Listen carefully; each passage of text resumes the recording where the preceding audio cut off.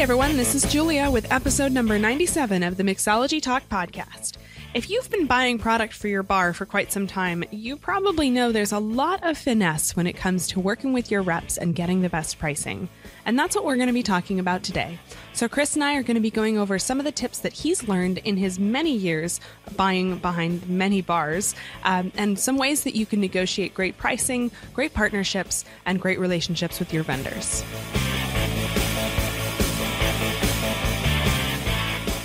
So many episodes ago, many moons ago, we did an episode talking about your first day as a buyer. And this was, if I remember correctly, based on your experience when you showed up one day and found out, surprise, you're a buyer. Yeah, and there's a lot of lessons learned. And I think the punchline was don't change Don't anything. go crazy. Yeah, take your time, get used to the environment, know who the players are, and know who has what. And don't go putting your thumbprint on everything throughout the bar program. Do that subtly, and exactly. A slow roll is the best approach. But if you are new to buying, I would start there. I would definitely go visit that episode. I don't know the number right off the top of my head, but I'll include that link in the show notes, which you can find at mixologytalk.com/97. So start there. But today we're going to go in a little bit more detail. And I think this is for a little bit later on when you've been a buyer for a little while and you know how things work, you got things up and running smoothly, and you might start to have the opportunity to actually make changes. Yeah, and this is after a couple of years of buying that I've learned these lessons. So it will take time to get here, but hopefully some of these tips are going to be something you can implement pretty quickly once you understand kind of the structure of it and how to kind of maneuver the buying position. Exactly. And a lot of the stuff we're going to talk about today is not something that you just implement in 3 seconds. It's something you learn slowly over time. So that's what we're going to be digging into is some perhaps a little bit more advanced opportunities for tweaking and optimizing your buying program to get a little bit better pricing or to do some creative fun stuff with brands. Yeah, so and a lot of this experience is going to be based off of the Bay Area and California, but I'm sure this will translate nationwide, depending on where you live. I know there's certain distribution centers that are state-run, so this probably won't apply to that. But for the most part, I think a lot of the information in this can be used in many different markets. So that's kind of what we're going to focus on today. The first thing to understand is kind of that 3-tier system. I knew you were going to say 3-tier at some point in this episode. Yeah, you kind of have to. And if you're not familiar with the 3-tier system, it's a way of kind of not allowing a spirit producer direct access to their customers. So, for example, you have the distiller, that's tier 1. Then you have the distributor, which is tier 2, and then you have the final buyer, which is tier 3. So you are the 3rd tier. From my understanding, that's how the 3-tier system works. That's my understanding. So as a restaurant owner, you can't just drive to the distiller and buy 3 cases of their product. The 3-tier system exists. I don't know the whole history of it, but my understanding is that it kind of was a byproduct of the end of Prohibition and some of those sort of anti-alcohol sentiments, which still linger to this day. But unfortunately, it's the environment that we operate in, and it's pretty well established. Yeah, I actually read an article yesterday about this, and not to go too far down this rabbit hole, but it's a way to keep small business owners competitive. Because imagine if, let's say, for example, Seagram's opened their own bar and restaurant. They could have really advantageous pricing that nobody else could get. So this is a way to kind of level the marketplace and not provide the distiller, the producer, to have a significant advantage in local markets. Interesting. That makes sense. Yeah. So, but that being said, it's complicated. It is. It's super complicated. And I'm going to do my best to kind of keep this high level and not to get too much detail. I'll poke him if he gets too detailed.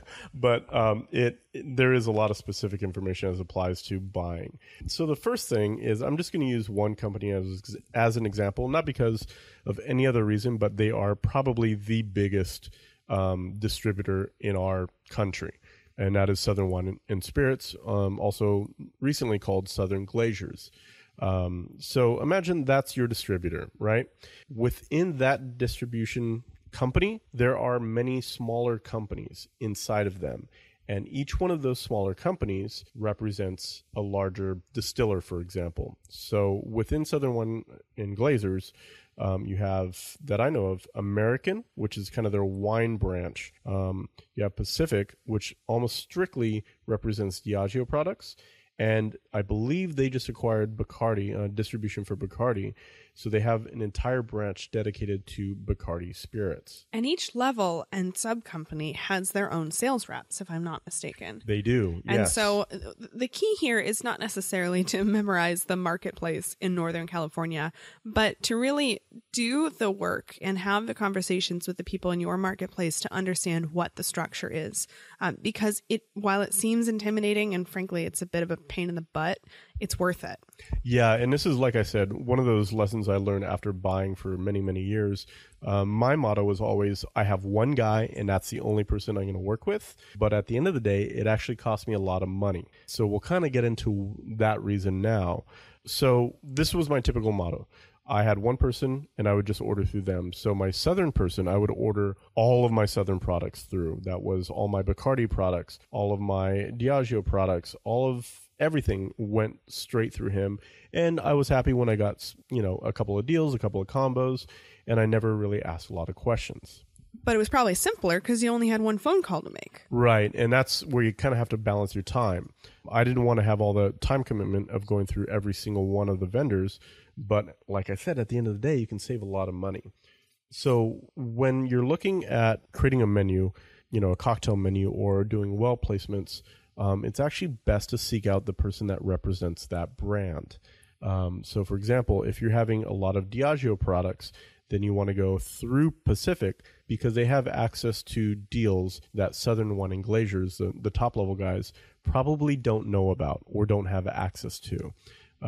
So those could be better pricing, that could be pricing, that could be combo products. They have access to that where Southern doesn't. The same thing applies for the Bacardi. If you're going to launch a Bacardi cocktail or something in their portfolio, it's best to talk to the Bacardi person. Not to mention the fact that, as we all well know, this industry is all about relationships. And if you spend all your time working with just that one guy at the top of the pyramid, that's going to be a really strong relationship. But you're missing the opportunity to build relationships with all of the other people involved. This is a really good point. And I highly recommend it. It will take time, but it's time that's worth putting into. And these relationships don't end when you switch jobs either. These people, the folks that work for these companies, they know everything that's happening in your city. And so when you switch jobs, you're going to see them again. The relationships are worth maintaining over time. And frankly, they can help you even find new jobs. Well, that's exactly what happened with me a few times. But I think we kind of touched upon this earlier, and it's definitely worth saying is these suppliers, they are walking into 30 to 40 restaurants probably per week, possibly even per day. They know the lay of the land. They know what's out there. They connect with everybody they can. So if you need gossip, if you need to find a new job, if you are looking for a manager, these are really valuable people to build relationships with because word of mouth travels very quickly in our industry, as we all know. Absolutely. So I think the punchline here is it's worth taking the time to get to know all of the different reps, even if they feel a little bit duplicative, even if it feels like you're talking to 3 different people from the same company. You probably are, but it's worth it. And ask them to help you understand the structure of the company and ask them to show you the benefits of working with the different tiers in the organization. That's their job. Yeah, and I think the way I would just frame it would be, hey, I'm thinking about putting a Tanqueray cocktail on our menu. Who is the best person to talk to about pricing? And that will open up that whole conversation right there. Same thing with Bacardi or brands Hendrix, for example. Who is the best person to talk to about pricing opportunities? And then you start to kind of get through the layers and start to understand the structure a little bit better. So that is kind of one component and one opportunity right there. There's a couple other opportunities and things to run in that you may run into as far as bottlenecks. The first thing is hitting your minimums. This is something you've definitely mentioned before in regards to a client that you're working with who's struggling with the minimums that their suppliers were requiring. Yeah, and this, unless you're in a super high volume place, a lot of places will struggle with this. If you have a vendor, I know there was one vendor I was looking at, and their minimum was $900. Wow. And they'll deliver for less, but that was kind of their minimum. So already that's a big order that you're going to have to place with them. So ask what the minimums are, and see how you can meet them. And I have a couple suggestions on how to kind of spread the love around a little bit, and this will help you hit your minimums. The first one is just spread out the ordering. So in your well, don't give your entire well to one company. Give it to a couple different companies. So that way, when you're going through high volumes of your well products, you're going to meet your minimums, hopefully just through your well. So with Southern Wine and Spirits, give them a handful. With Wine Warehouse or Young's or whoever your other distributors are, give them a small piece of the pie. So that way you won't have as many bottlenecks when you're running through minimums. And a lot of these companies will actually have wine in their portfolio as well. This is a great way to meet minimums by introducing them for the Wine by the Glass program. You're going to be pouring through a lot of this stuff already. So the cocktail menu, the well, are easy ways to kind of spread everything out to meet your minimums. So across the board, it sounds like really what you're trying to do is just spread things out. Because if you have 90% of your back bar owned by, or not owned by, but supported by one company and 10% by another, it might be hard to hit your minimums for that 10%. Yeah, and it's just like we always say, it's better to have more relationships in this business, and that's a great way of doing it. They're just kind of spreading the love around. I know every salesperson wants to have a majority of their products, but of course, you as a responsible buyer need to make the best buying decisions and for the restaurant. And if you can't meet minimums, this is a good way to start to maneuver the architecture a little bit around. Are minimums ever negotiable? Not that I know of. I think these are kind of set in stone by the company, by the distribution company. And I'm sure that, once again, if you have a strong relationship with a salesperson and you say, hey, by the way, I don't really need a lot, but I absolutely have to have this by Friday, they'll probably wheel and deal for you and kind of go for that, but don't make it a habit. That's would be annoying. Yeah. So, make sure that they're getting the representation, build a strong relationship, and they're willing to do these things for you. So another way that you can work with the vendors and suppliers in your market is around the support that they may have for your restaurant. And I want to start this off with a little bit of a disclaimer, because this is something that may or may not be legal where you're located. And so I want to make sure that you're being really, really careful to look into that before you get started, because there may be laws around kickbacks and compensation that this may start to cross over into. So talk to your lawyer, talk to your vendor, make sure everything's kosher before you get too deep into this sort of support for your business. Yeah, and starting these conversations off with your vendor and letting them know kind of what your overall vision is for the bar and restaurant that you're running is definitely beneficial. But as Julie mentioned, try not to cross the line with legality. I usually leave it up to them to keep me up to date on what's legal, and they're usually really good about that, because the last thing they want to do is break the law. Yeah, they have a lot of incentive to do this right, and frankly to understand the laws. So I would say you can usually rely on them for this. But so what we're talking about here when we say support is things like tchotchke, things like menu printing, helping you with the costs of printing your cocktail menus. It may be, for example, a brunch restaurant I love where all of the staff are wearing a t-shirt that's branded with the tequila company on the back. Yeah. Things like this. Yeah, and so some of the services that I've used in the past have been menu design and printing. As Julie mentioned, t-shirts. I've never done that one before, but I know it's available. Check presenters, any kind of bar tools that you can of, bar mats, garnish trays, you name it. They probably have the ability to get it. But these are some of the conversations you could ask them, like, hey, by the way, we're a brand new restaurant. We're looking for all the stuff, POS, points of sales, for this particular brand, because we love this brand. We're going to showcase it, this, that, and the other.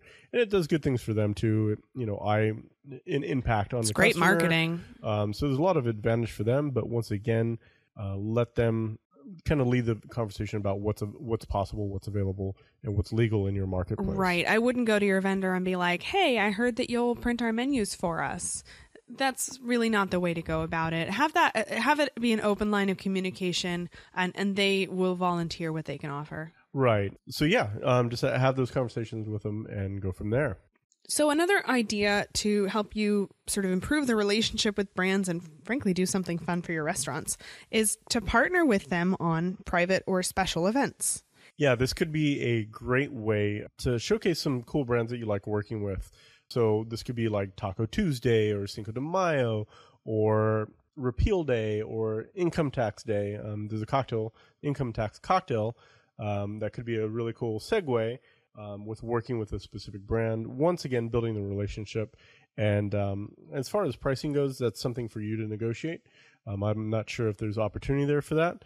But there will probably be volume. If you're doing, for example, a Cinco de Mayo event, I have a sneaky suspicion you're probably going to get through a decent amount of tequila. So you can work that into your conversation. Yeah, absolutely. And there are a couple of things. There are two things that vendors definitely want to see.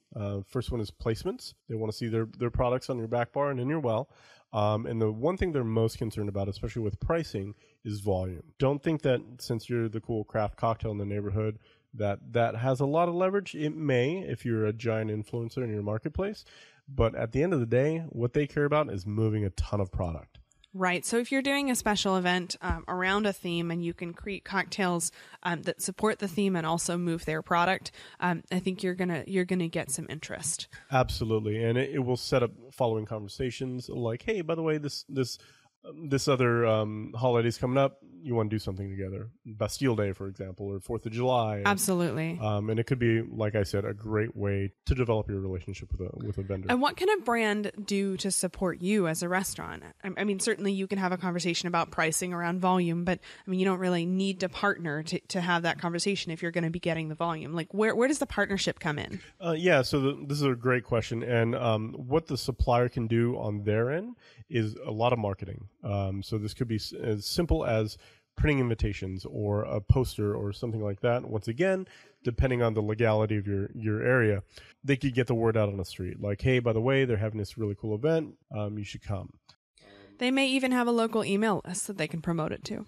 Yeah, absolutely. And I know there's been a couple of events here in San Francisco where it was industry focused, which could be another really great idea for you if you want to hold an event that's industry focused. Absolutely. You know how us industry people like to drink. I've heard that rumor. Yeah. So you could work on a special industry night with your vendor to promote their products, and they could help spread the word. You know, the more people, the better for you as a restaurant, and the more volume for them is better. So this is a really kind of good scenario for everybody. Absolutely. So one of the last things we wanted to mention is the dreaded A word. Allocations. Allocation, yeah. And this is something we're starting to see more and more in our marketplace, especially with craft beer. There's been high allocations of this. I mean, the most famous one is Pappy Van Winkle. Of course. Where once a year they have a release and everybody loses their mind. And, you know, and it may or may not just be marketing. We won't even touch that with a 10-foot pole. But they put a really tight hold on these products and are so sought after that I believe I was only getting 2 bottles of each mark per year. Wow. And you better believe I bought every single one I could. But there are certain things that you can do as a buyer to get more allocations down the road. And these are the conversations you should be having with your supplier now. Like I said, describe the products that you want to see. If they're Pappy Van Winkle, have that conversation with your vendor and find out whose portfolio that lies in. Tell them you want a larger allocation of this when that opens up. I know Rittenhouse is another one that just everybody and their bartender and their mother loves this product. And you start to see them inaccessible in the marketplace for months at a time.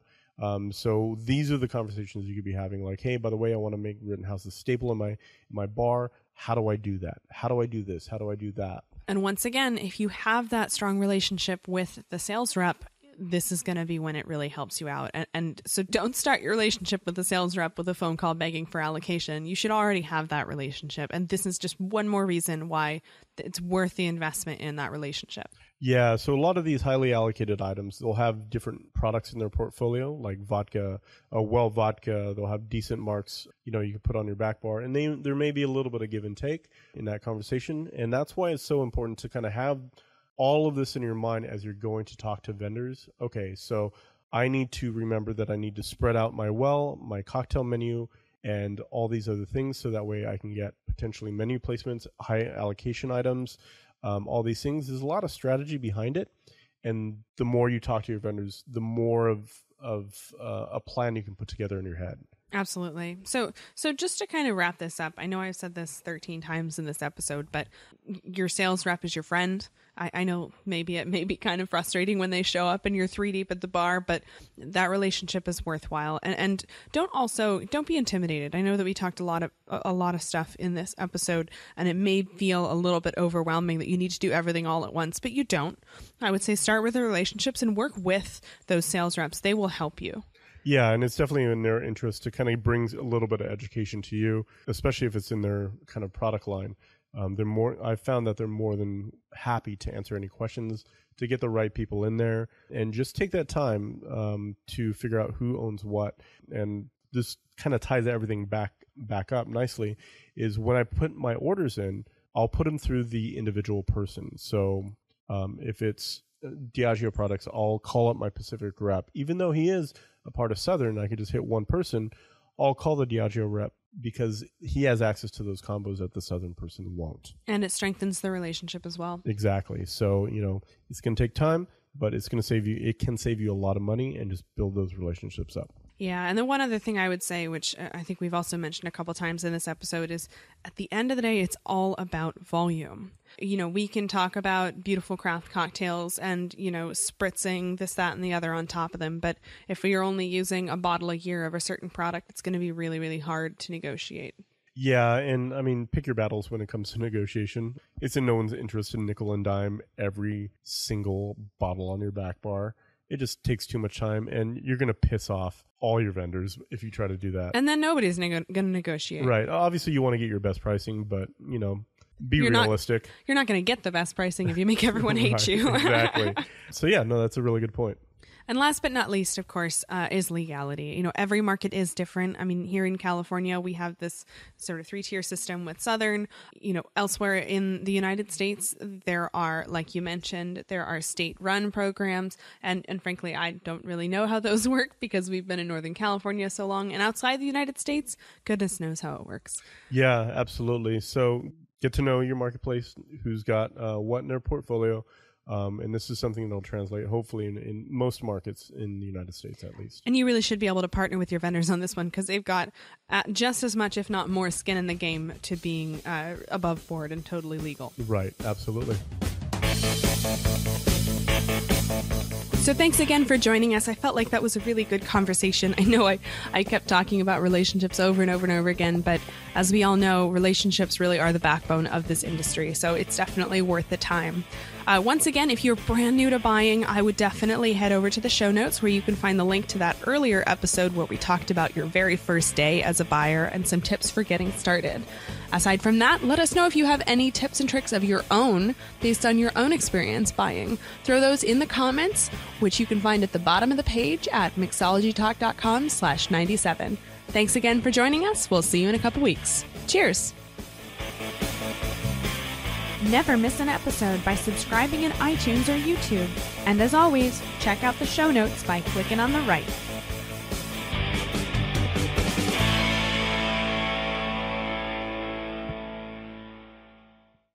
Test, everybody. This is Chris, and I'm just checking out my volumes. Your volumes look pretty nice from here. Damn right. What was it you said yesterday? Butterscotch pudding. I don't think you said that yesterday. I should have. It's delicious. Damn it, now I want pudding. All right, let's do that.